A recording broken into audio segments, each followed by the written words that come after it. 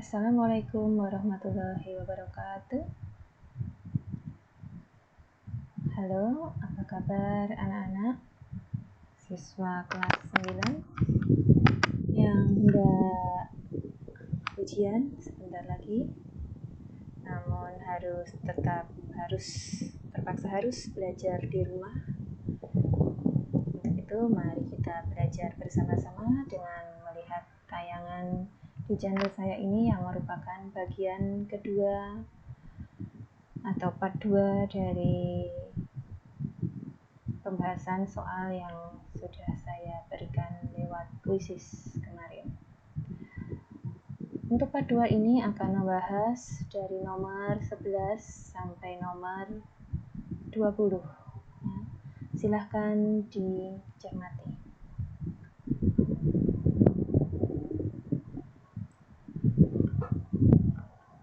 Nomor 11 berupa dua teks.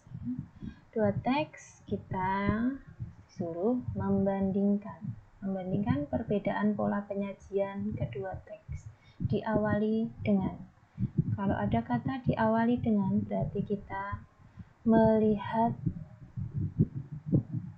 kalimat paling awal atau kalimat pertama. Coba kita lihat teks pertama, teks 1. Panen raya kopi menginspirasi warga desa Banjarsari, Grabak, Magelang. Panen raya kopi itu berarti ditanyakan dengan apa? Ya, kita harus mengingat adik Simba atau 5W1H. Ya, adik Simba. A apa? D di mana? K kapan? C siapa? M mengapa? Dan B bagaimana? Itu harus kita kuasai. Ya, panen raya kopi itu ditanyakan dengan apa? Karena menanyakan bukan manusia, bukan orang, atau bukan lembaga. Ya, jadi ditanyakan dengan apa? Panen raya kopi. Yang teks 2, pada saat membuka berarti itu menunjukkan waktu. Waktu itu ditanyakan dengan kapan. Jadi jawabannya ada nggak? Teks 1 apa? Teks 2 kapan? Jadi jawabannya D.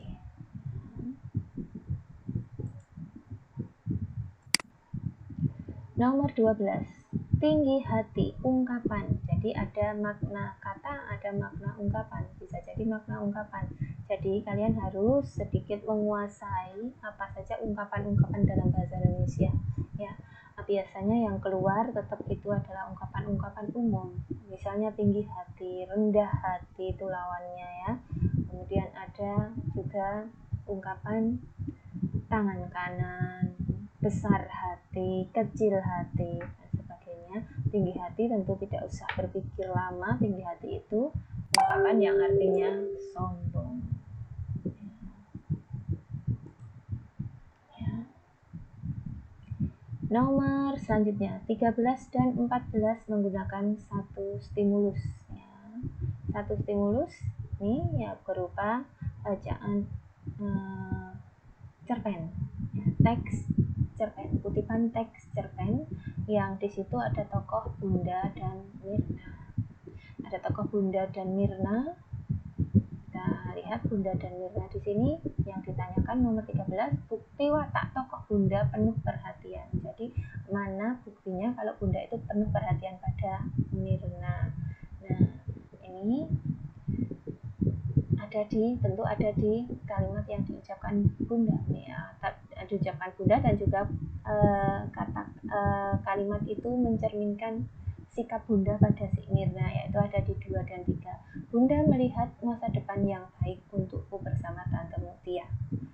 Ya, bersama Tante Mutia. Kemudian yang kedua, kau bisa mendapatkan pendidikan. Nah, ini bukti perhatiannya si Bunda pada anaknya itu ada di 3 dan 4. Ada di 3 dan 4 itu 2 dan 3, maaf. 2 dan 3 itu C ya. C.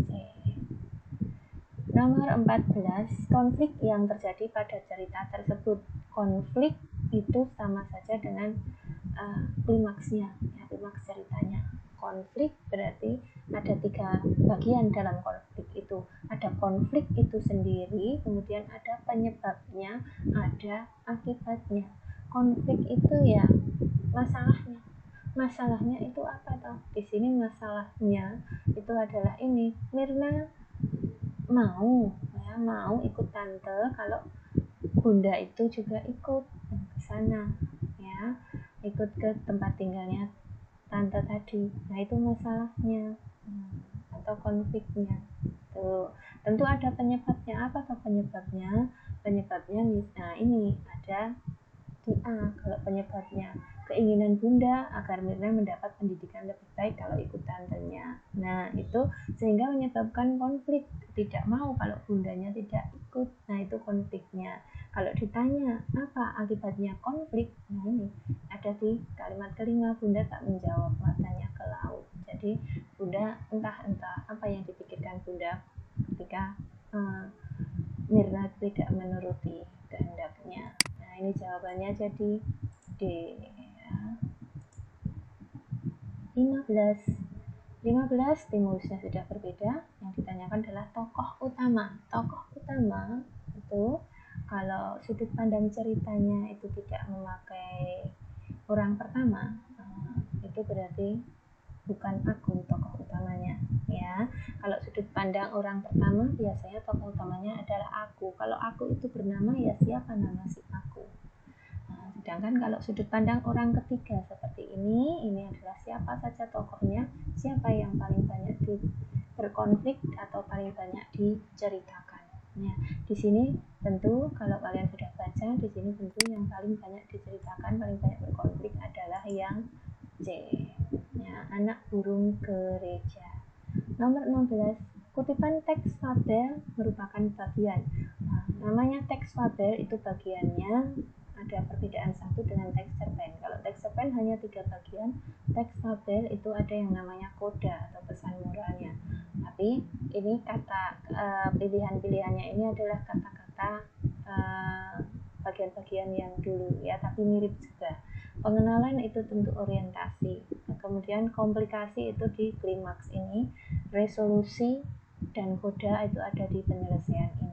Ini tentu bukan pengenalan, juga belum penyelesaian, maka langsung ketemu jawabannya adalah konflik atau komplikasinya ada di klimaks. C. Ya. Jadi jawabannya adalah C.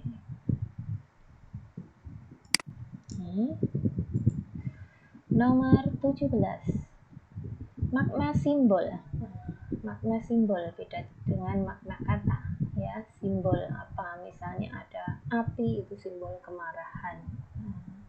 Auman harimau, simbol penguasa. Nih, kalau gedung pencakar langit itu simbol apa?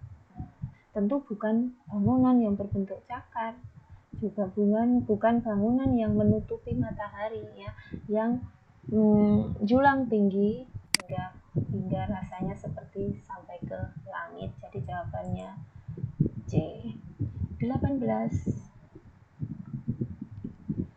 Amanat yang terdapat dalam kutipan tersebut. Nah, ini amanatnya atau pesan yang ingin disampaikan itu apa, ya, yang terdapat dalam kutipan yang ingin disampaikan. Nah, ini harus mau membacanya. Nah, di situ ada kelinci dan tupai yang menunda-nunda pekerjaan membuat sarang sehingga sorenya turun hujan, mereka tidak ada tempat berteduh. Jadi sarannya adalah untuk kita atau amanat untuk kita, sebaiknya jangan menunda pekerjaan penting. 19. Bukti latar di Yogyakarta. Yogyakarta itu kan di tanah Jawa, ya. Di tanah Jawa ini juga kok ada kata-kata, maka kita langsung tertuju pada kata yang ditulis miring. Nah, ditulis miring seperti yang pernah saya bahas di part pertama, itu tulis miring itu artinya adalah kalau tidak istilah bahasa daerah, ya, asing, ya. Ini daerah Yogyakarta, jadi penggunaan istilah bahasa daerah Yogyakarta. 19. 20. Sudah sana Nduk, mandi dulu dan sebagainya. Nanti dibacanya, tapi lihat dulu soalnya. Penyebab konflik. Nah, sama seperti tadi. Jadi dalam sebuah cerita, cerpen maupun fabel yang ada di UNAS itu, ya, pasti ada konfliknya. Konflik itu ada penyebabnya, ada akibatnya. seperti ini kita lihat konfliknya dulu. Konfliknya itu adalah si kakek yang menjelaskan panjang lebar pada cucunya tentang suatu hal, ya. Itu penyebabnya kenapa si kakek itu mengapa si kakek itu menjelaskan panjang lebar, karena Hana bingung tidak memahami pesan kakeknya. Setelah terjadi konflik dijelaskan tadi, maka Hana mengangguk. Ini adalah akibatnya mengangguk, mungkin Hana itu jadi paham. Nah, jadi jawabannya C. Ya. Nah, part 2 sudah selesai. Tunggu tayangan part 3 setelah tayangan ini ya anak-anak. Nah, demikian tadi untuk part 2 nomor 11 sampai nomor 20. Saya akhiri. Jangan lupa subscribe ya. Assalamualaikum warahmatullahi wabarakatuh.